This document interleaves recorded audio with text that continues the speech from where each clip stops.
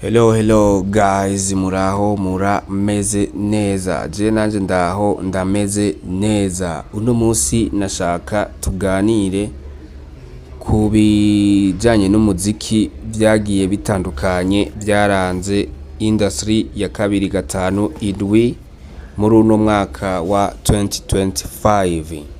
Nagira ndababwira ati uno mwaka muri 2025 dusa nuko twahomvye twagendesheje niko no bivuga muri music industry ya 257. Ati none twoba twagendesheje bigenze gute canke bivuye kuki? Ego amahiti twarayarose turanayabona, ariko none byapfiriye he ko hariho ibintu bimwe bimwe bitagiye bironkwa n'abaririmbyi bagiye batandukanye, nko kuba brand ambassador canke gusinya amakontra agiye atandukanye n'ama company runaka kugira ngo baronke amwe mu mafaranga ashobora kubabeshaho. Tugiye kubana makino kiganiro ni Taisi the Classic, nayo channel yanyu ni Black Entertainer. Nakwibutsa ko utarakora subscribe wokora subscribe, gakora like, comment hamwe na share. Nkaba nongeye kubaha ikaze n'ubundi. Nababwiye ugiye kubana mu kiganiro ni Taisi the Classic. Ati bimeze gute rero? Nagira nababwira ati ego twibuke ko amakorabo menshi yagiye akogwa canke amahiti menshi yagiye akogwa, aho ubona muno mwaka twarose indirimbo ahanihe yabaye antivirus mu bantu benshi.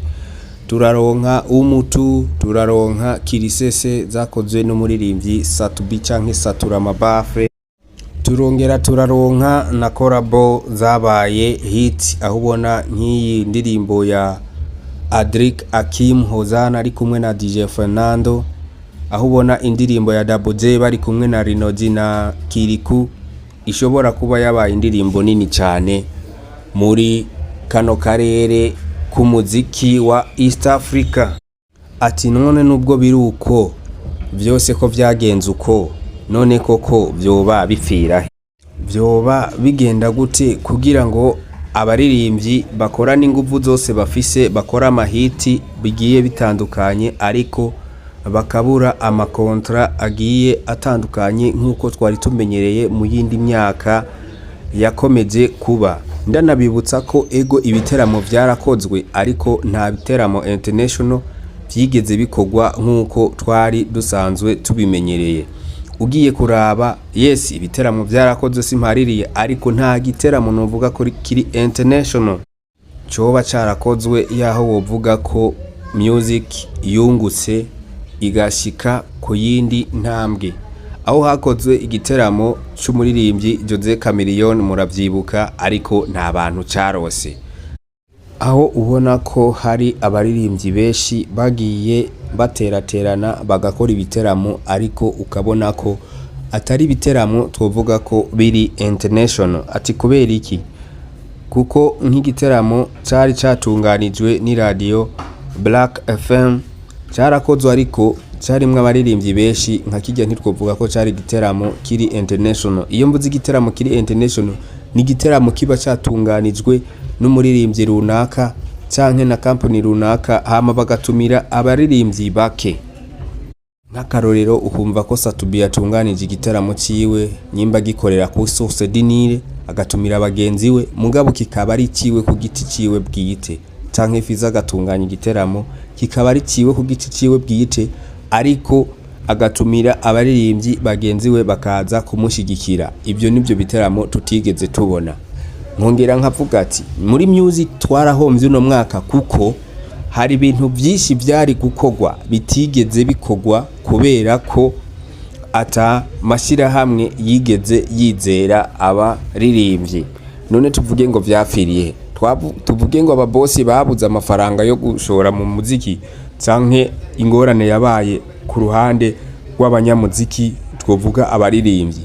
Uno mwaka ugiye kuraba nta muririmbyi numwe yigeze aba brand ambassador wishira hamwe runaka, tuvuge ngo yarahawe amafaranga atubutse akagira ico yunguye canke ico ahinduye ku buzima yarasanzwe afise, nkuko tubimenyereye Bamwe mu baririmbyi bigeze kuba ama brand ambassador, aho wibuka nka ba Double J, Kiriku bigeze kuba brand ambassador wa Asiras Bike, ba Satubi, aho ubona bari bandikiwe amafaranga menshi agiye atandukanye buri mwaka, ariko uno munsi ukabona ko neza atashira hamwe na rimwe ryigeze rirondera umuririmbyi numwe ngo abe brand ambassador w'iryo company canke w'iryo shira hamwe. Ubona ko ndababwira ati niyo mpamvu muri music uno mwaka dushobora kuba twarahombye kandi benshi batariko barabibona, ariko ugiye gusesangura neza uraza kuraba usange ibyo mvuga ari ukuri neza ijana kwijana. None hibaze bene ama company bakaba batakoze amadiru n'aba influencer kugira ngo dushobore kuronka abantu bandi biyongera ko bahindura ubuzima bari basanzwe barimwo kugira ngo brand ishike kure.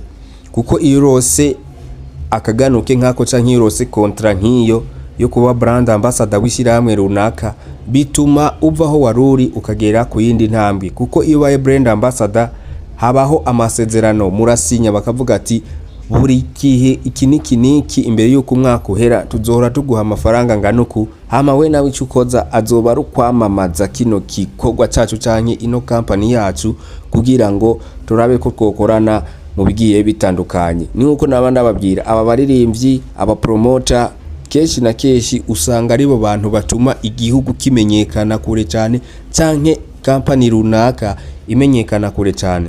Nk'akarorero nk'ubu mugiye mugasinyiranira amasezerano n'umuririmbyi nka Kiriku canke Satubi, akumenyekanisha kuri babakunzi biwe kuko abafise visibility nini cyane y'abantu bamukurikirana, kandi bigatuma abo bantu bamenya ico kintu cawe batari bakizi.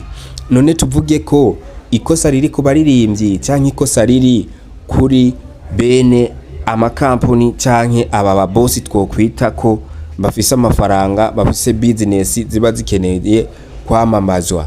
None twovuga ko vyapfiriye he? Aho vyapfiriye nanje ntaho nzi, ariko ukaba wumva ivyo navuze ari ukuri canke nawe ufise ico wokongera ko, duhurire muri commentaire mugira ico mumbwiye twungurane ubumenyi. Ndakwibutsa ko ino channel yanyu yari Black Entertainer, nkongera nkakwibutsa ko we wakoze subscribe uri umuntu w'agaciro, kandi nawe ugomba kuyikora ko uri w'agaciro cyane. Nkongera nkanakwibutsa ukore like, comment hamwe na share, tuzokomeze kubana no mu bindi biganiro vy'ubutaha. Imana ibahezagire, ariko ntibahezagire mwenyene, iduhezagirane nanje. Ciao ciao.